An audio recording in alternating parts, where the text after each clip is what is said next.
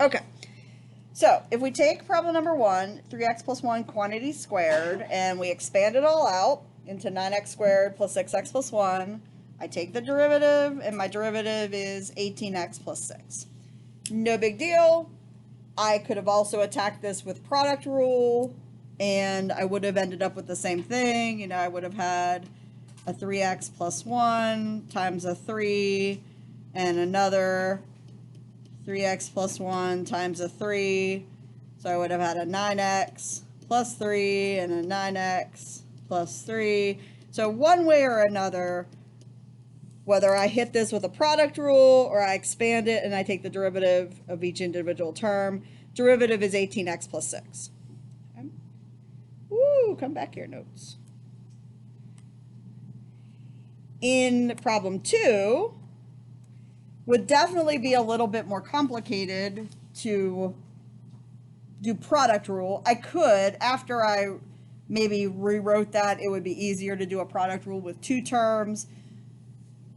Product rule with 3 terms, you kind of have to do, it's like a product rule inside a product rule. But long story short, when I keep foiling this together, I'll get a 27x cubed, I'll get an 18x, and I'll get a 3, or an 18x squared, and a 3x, because I'll multiply everybody by 3x.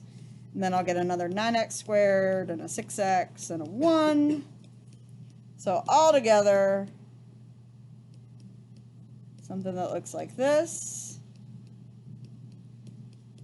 And so that's y. So y prime ends up being 81x squared plus 54x plus 9. Now, what chain rule is about, chain rule gives us another technique so that we don't have to expand and then find the derivative, which is super helpful if we have something like a quantity raised to the 5th power or the 10th power, or a quantity raised to the 1/2 power, which we really can't expand. Here's what chain rule says, or one version of, or one section of the chain rule. If I have a function of x raised to a power, if I can look at any function and identify it as another function, so basically a composition of one function where that function is additionally being raised to another power, then my derivative is going to be able to follow power rule a little bit. It's going to look familiar. N comes down to the front. F of x on the inside. N minus 1 as new exponent. And then here's the chain. The additional piece is going to be, we're going to multiply by the derivative of the inside function. Now, honestly, if you Google chain rule, you're not going to see it expressed exactly this way. You're going to see it expressed in a more generic way, because this is specifically written for the outside function being a power function. What's happening to f of x could be a lot of different functions, and I'll show you a more generic way that you'll see chain rule if you do look it up. But if we chain rule something raised to an additional power, this is exactly how we can think about it. So let me show you then what that would mean. If this is my y, 3x plus 1 all squared, the chain rule for derivatives tells me my derivative for that would be equal to 2 times 3x plus 1 all to the 1st power times another 3. Now, make sure as you're looking at that you're okay with where kind of everything came from. So it's not like magic. You're like, okay, I know where she got the 2. I know where the exponent of 1 came from. I know where that extra 3 came from. Good? Yeah? You know where everything came from? So then, if I cleaned that up a little bit, if I wanted to like kind of rearrange it, this is a 6 times a 3x plus 1, which is 18x plus 6, which, yeah, guess what? That's exactly what we got up here. It works. Now, is that easier than expanding? Maybe, maybe not. Maybe not for a power of 2. A power of 2 is pretty easy to expand, or it's pretty easy on number 1 to do product rule on that one way or another. We can get to that 18x plus 6 several different ways, chain rule being one of them. On number 2, though, I think we're going to find a lot of benefit. Watch my derivative on number 2. If I have 3x plus 1 all cubed, my derivative is going to be 3x plus 1 all squared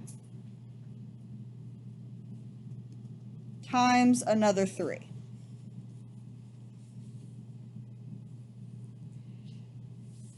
Or if I wanted to, I could once again kind of reconfigure the product, move the factors around, the 2 constant factors, the 3 and the 3, I can make one big 9.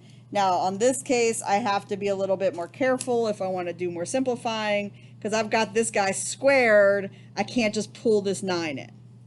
So it's a little harder on number 2 to maybe buy that this is the same derivative. It's definitely looks a little different than this one. But let me come back over here for a second. Remember, this was the derivative. Okay. This derivative is, if I factored a 9 out, the same as this. And that happens to be exactly what this is. And so this guy and this guy, they're the same. I think, well, for me, anytime I had to FOIL past 2 binomials, I kind of basically don't want to do it. All right, so when I look at a problem, I'll come back to it. When I look at this one, I'm like, okay, it's 3 by 2. Okay, this is kind of the top limit of what I'm willing to do. All of that multiplication, combining the like terms, and then finding the derivative, very multiple opportunities for me to mess up. Typically is what happens here. It's either I'll add something wrong, I'll miss something. I mean, you watched me the first time I started foiling through the 3x, I made that just 18x, not 18x squared. Instead of doing all of that, being able to do this and get a derivative that I'm actually not going to change at all. I am going to stop. I mean, literally, you can stop right here. If you stop here, that's absolutely okay. If you want to write it that way, it's a little prettier, but it's definitely less steps, less likely to make mistakes, and honestly, just as easy to use for lots of things. In some cases, easier for some of the things we're going to do. It's going to be easier to have this derivative written with factors than without factors. Okay. So, chain rule is helpful and necessary in some cases. definitely just helpful if this is a bigger power, like a 4, a 5, a 6, or a 7, then you're like, yeah, it gets ridiculous to think I'm going to expand that out and then find the derivative. Chain rule will be the way to go. In some cases, when we start talking about, well, what if this is a negative power, whether this is a fractional power, then expanding isn't really an option, but chain rule still is. All right, so any questions on number 1 or number 2, how I doing those using the chain rule, how I got those answers?